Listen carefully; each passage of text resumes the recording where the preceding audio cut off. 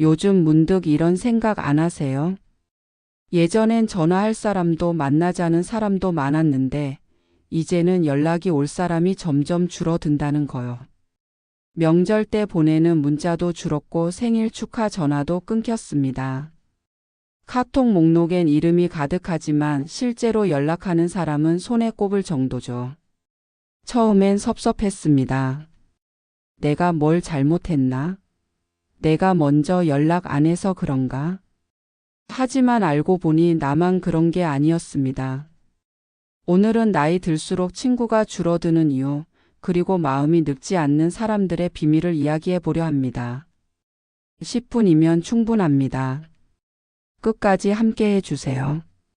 친구가 줄어드는 건 자연스러운 일입니다. 젊을 땐 몰랐습니다. 친구는 영원할 거라고 믿었죠. 학교 다닐 때, 군대 갔을 때, 첫 직장 다닐 때, 매일 만나고 술 마시고 이야기 나누던 친구들. 그 사람들과 평생 함께 할 줄 알았습니다. 하지만 시간이 지나면서 하나둘 멀어졌습니다. 왜 그럴까요? 첫 번째, 환경이 바뀌었기 때문입니다. 직장을 옮기고 이사를 가고 결혼을 하고 아이를 낳고 부모님을 돌보고 삶의 무게중심이 달라지면서 자연스럽게 만날 시간이 줄어들었습니다. 두 번째, 감정의 거리가 생겼기 때문입니다. 나는 승진했는데 친구는 해고당했습니다. 나는 자식이 잘 되었는데 친구는 자식 문제로 힘들어합니다. 서로의 삶이 달라지면서 대화의 주제가 달라졌습니다. 예전처럼 편하게 털어놓기 어려워졌죠. 세 번째, 새로운 관계를 만들기 어려워졌기 때문입니다. 젊을 땐 새로운 사람을 만나는 게 설렜습니다.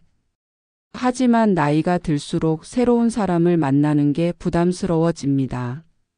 말이 통할까? 맞을까? 피곤하지 않을까?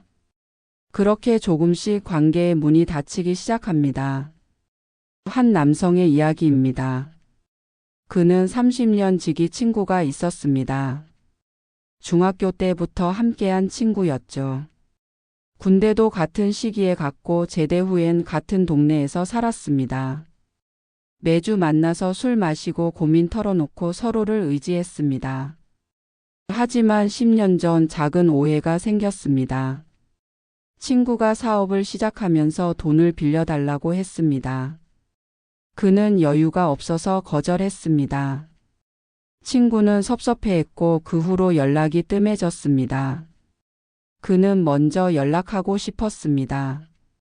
하지만 자존심이 허락하지 않았습니다. 내가 뭘 잘못했나? 내가 먼저 연락해야 하나? 친구도 마찬가지였을 겁니다. 그렇게 시간이 흘렀습니다.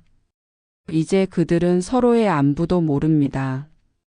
가끔 SNS에서 친구의 소식을 봅니다. 좋아요를 누르고 싶지만 누르지 못합니다. 멀어진 건 오해 때문이 아니었습니다. 자존심 그리고 먼저 손 내밀지 못한 마음 때문이었습니다. 한 여성의 일기입니다. 그녀는 20대 때 절친이 있었습니다. 매일 전화하고 주말마다 만나던 친구였죠. 결혼 후 서로 바빠졌습니다. 그녀는 아이를 키우느라 정신이 없었고 친구는 직장 일로 바빴습니다. 처음엔 한 달에 한 번씩 만났습니다. 그러다 두 달에 한 번, 반년에 한 번, 1년에 한 번으로 줄어들었습니다. 어느 순간 연락이 끊겼습니다. 그녀는 가끔 친구 생각이 납니다. 지금쯤 뭐 하고 있을까? 잘 살고 있을까? 연락하고 싶습니다. 하지만 무슨 말을 해야 할지 모르겠습니다. 그냥 안부 묻기엔 너무 오래 지났고 진지하게 이야기하기엔 서먹합니다. 그래서 그녀는 일기에 이렇게 썼습니다. 너는 여전히 내 친구야. 연락은 없지만 마음은 남아 있어. 멀어진 건 미움 때문이 아니었습니다. 그저 삶이 바빴고 시간이 흘렀고 말을 꺼낼 용기가 없었기 때문입니다. 진짜 친구는 누구일까요? 많은 사람들이 이렇게 생각합니다. 자주 만나야 친구다. 연락을 자주 해야 친구다. 틀렸습니다.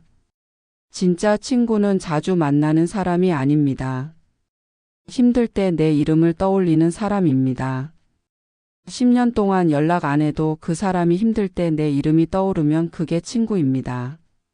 매일 만나도 내가 힘들 때 그 사람 생각이 안 나면 그건 친구가 아닙니다. 나이가 들수록 친구의 의미가 바뀝니다. 많은 사람과 어울리는 게 중요한 게 아니라 한 사람과 깊이 연결되는 게 중요해집니다.